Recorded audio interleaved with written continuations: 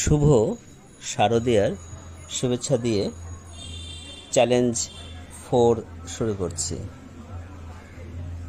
মধ্য কলকাতার এই পূজাটি বরাবরই ভালো কিছু থিম নিয়ে আসার চেষ্টা করে।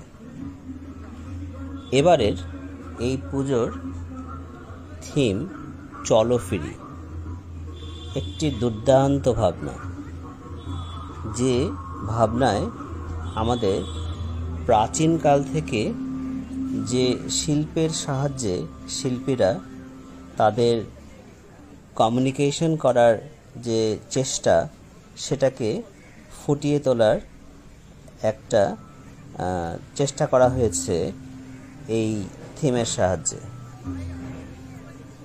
শিল্প সে প্রাচীনকাল থেকেই সমৃদ্ধশালী হয়ে এসছে বর্তমান পর্যন্ত।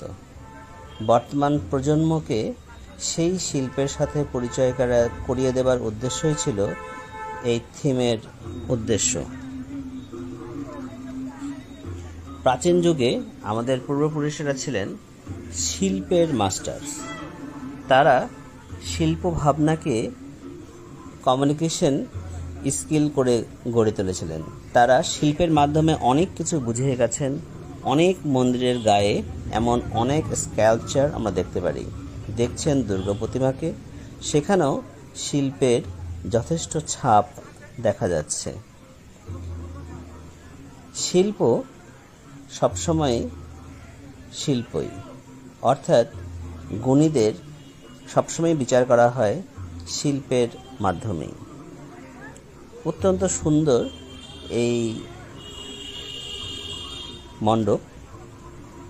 আপনারা যারা কলকাতায় আছেন অবশ্যই আসবেন। আপনারা কমেন্ট করতে থাকুন, আমরা ঠিক সময়ে বলে দেব যে এটা কোথায়। যেহেতু আমরা বলেই দিলাম যে এখানের এবারের থিম,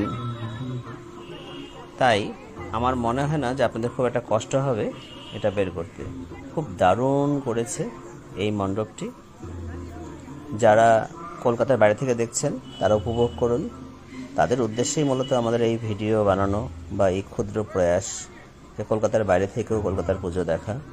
আমাদের সাথেই থাকুন, লাইক, কমেন্ট এবং শেয়ার করে অন্যদের দেখার সুযোগ করে দিন।